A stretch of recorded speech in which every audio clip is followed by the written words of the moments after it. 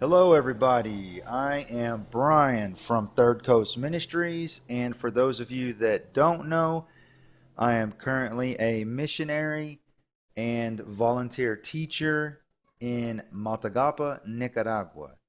And thank you for tuning in to today's conversation. And in this conversation, I would like to talk about something you may hear if you are in I don't know if you are looking up motivational videos or leadership, how to help with these topics. If maybe you're struggling with some things in your life, you might hear the phrase that we need to be aggressive. And so today's conversation topic is aggressive versus aggression and how that we can apply that to motivation and in life in general. So aggressive versus aggression is is an interesting topic to me because I think whenever we hear aggressive, we think aggression. And you'll hear people talk about, oh, you need to be aggressive in your goals and your work life and in your life and things like this, but I think that we don't really understand the words. And that's one reason why, I decided to be a volunteer teacher to teach English because the words that we use are very important. Every word that you speak either brings life or it brings death, and there is power in your words that you speak. So we need to know the language and what we're saying. So most people confuse aggressive with aggression. So right now, I would like to take a look at the actual definitions of both words. So as you can see here, aggressive is defined as ready or likely to attack or confront, characterized by or resulting from aggression. So you see aggression in the definition for aggressive. And down the next one, you see pursuing one's aims and interests forcefully, sometimes unduly so. All right, so that is aggressive. As you can see, to me, the most important parts of this definition are ready or likely to attack, and pursuing one's aims and interests forcefully. All right. So when people hear forcefully, they will probably think towards aggression, towards somebody just trampling over other people and etc. So we'll talk a little bit more about that in a second. So the other word, aggression, let's take a look at that one. So as you can see here, aggression is hostile or violent behavior or attitudes toward another. Readiness to attack or confront. So that readiness to attack or confront was the same in aggressive. So let's go down and read some more. It says the action or an act of attacking without provocation and forceful and sometimes overly assertive pursuit of one's aims and interests. So when we look at these two words, very similar, but there's a very subtle difference, and this is important. So in aggressive, it says ready or likely to attack or confront. And this is very important. So when you hear people talk about you should be aggressive in your life, towards your goals and towards ownership, like taking ownership of faults or taking ownership in general. If you haven't heard of that concept, you should go listen to or read Jocko Willink's books, Extreme Ownership. It talks a lot about that. It's a very good topic. And so aggressive as related to these ideas of your life, your goals, and taking ownership is to be ready or likely to attack or confront. This means when there is a problem or there's something you need to do, that you are ready to go do it. That's what aggressive means, that you are actively planning and actively pursuing this goal or this thing that you need to do. And it can be small things, very little things in your life, like getting up early, You are aggressive in getting up early. That means you set your alarm, you get up, and you just get after it.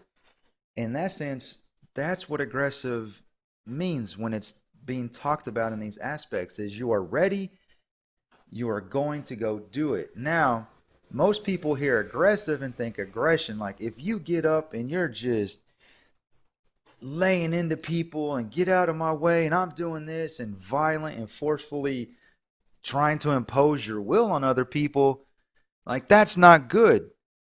That is not good. That's the opposite of what you need to be doing. And there's people that are like this, hostile or violent behavior or attitudes towards another.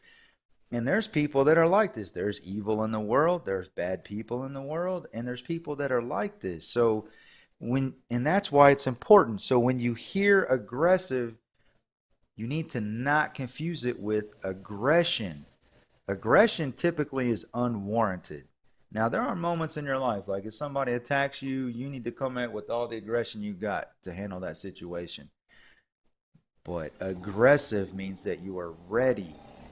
You are ready or likely to attack. Now, I'm not talking about attacking like attacking a person to fight them, attacking your goal, your objective, your mission. And so that's what aggressive means. And so I guess the next step in this conversation is how does this fit in with the topic of motivation? So if you're not aware, there are two types of motivation. There is external motivation and there is internal motivation.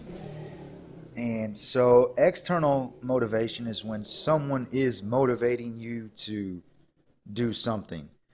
And there's a phrase in English where you say you can move a horse, you say a carrot or a stick. Those are the two ways you can move a horse. That's external motivation. With the carrot, getting them to come, or with the stick, making them do something. And so that's external. And for me, the easiest way to think of external motivation is a coach yelling at a player, specifically football, because I played a lot of football. So imagine a coach on the sidelines grabbing a face mask, yelling at a player. That's external motivation. Internal motivation is when you can do something on your own without having or without needing external motivation. And this would be more along the lines of discipline. And so that would be internal motivation, where what you need to get to what you need to do what you need to do comes from inside. And so to help with this topic, let's look at the definition for motivation. And the definition says the reason or reasons one has for acting or behaving in a particular way. And the next one says the general desire or willingness of someone to do something. So when you see motivation, most people think of that picture of a coach yelling at a player, but really motivation is based off the word motives. Like your why for doing something. Why are you doing this? What is your motivation? So when you hear what is your motivation, you need to think what is my why? And that's something that Eric Thomas talks a lot about. What is your why? You need to define your why. And this is important because if you're dependent upon external motivation, what happens when that external motivation is taken away or stops to exist? If you're reliant upon external motivation and there is no external motivation, you're not going to do anything.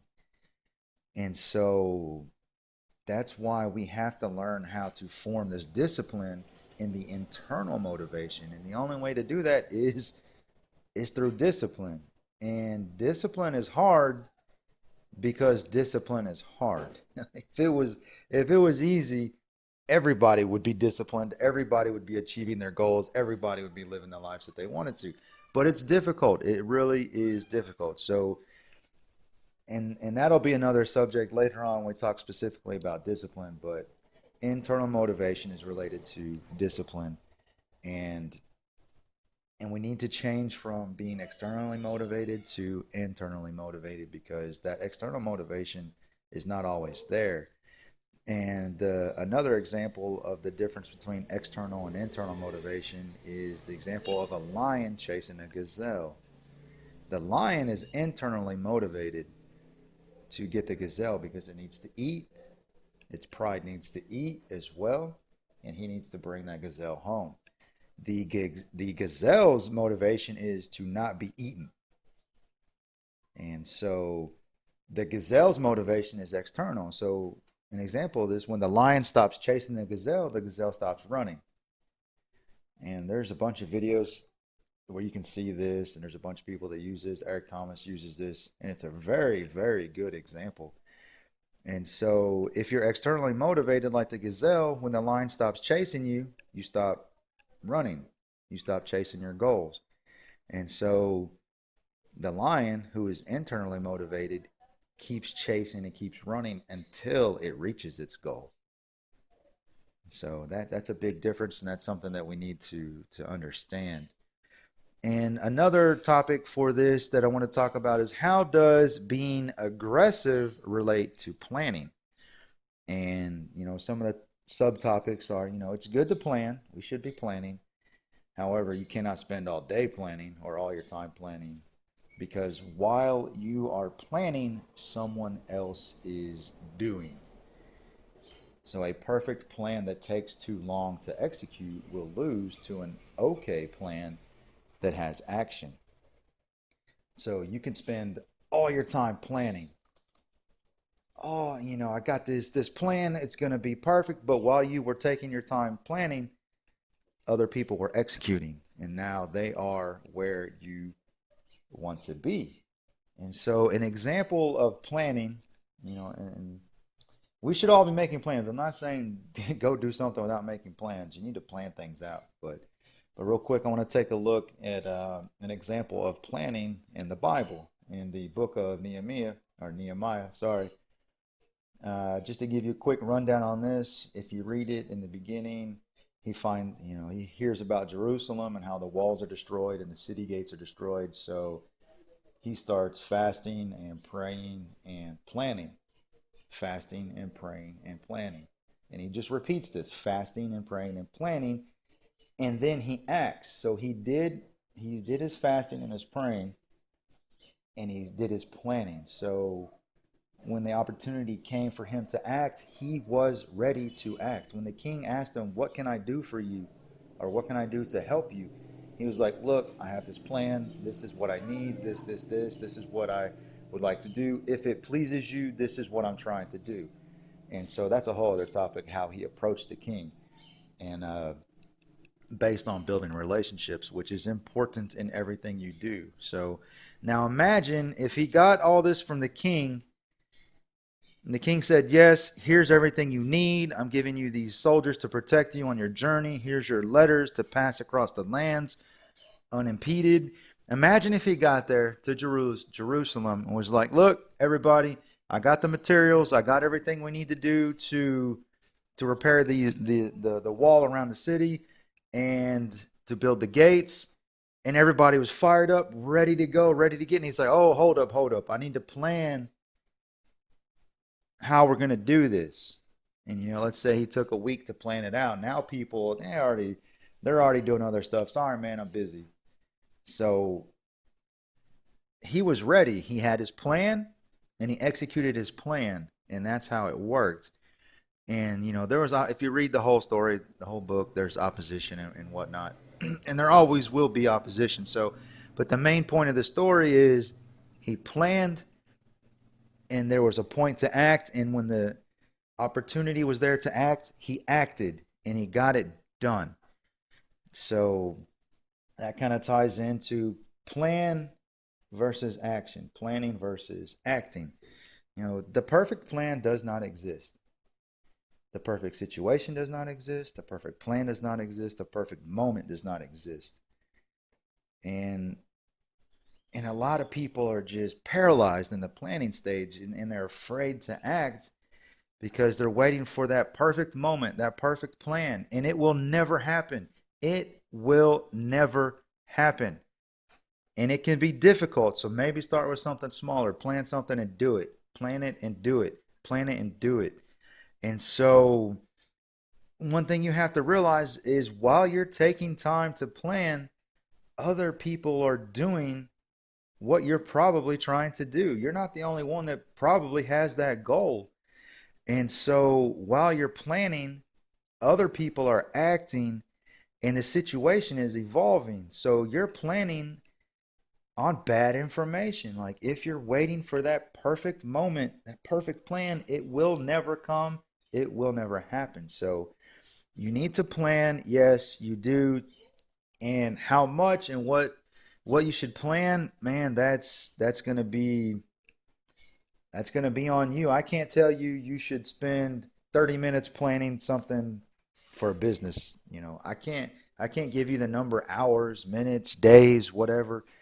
All I can tell you is you need to plan and you need to execute because often opportunities are very, very short. The life of an opportunity is not long. It's just like if you watch the Olympics and you watch the track and field. These are people that have been training a minimum of 4 years to get to this Olympics. Their whole life they've been training, but the 4 years has been to get to the Olympics. Now they're in the Olympics and they false start. You false start in track and field, you're done.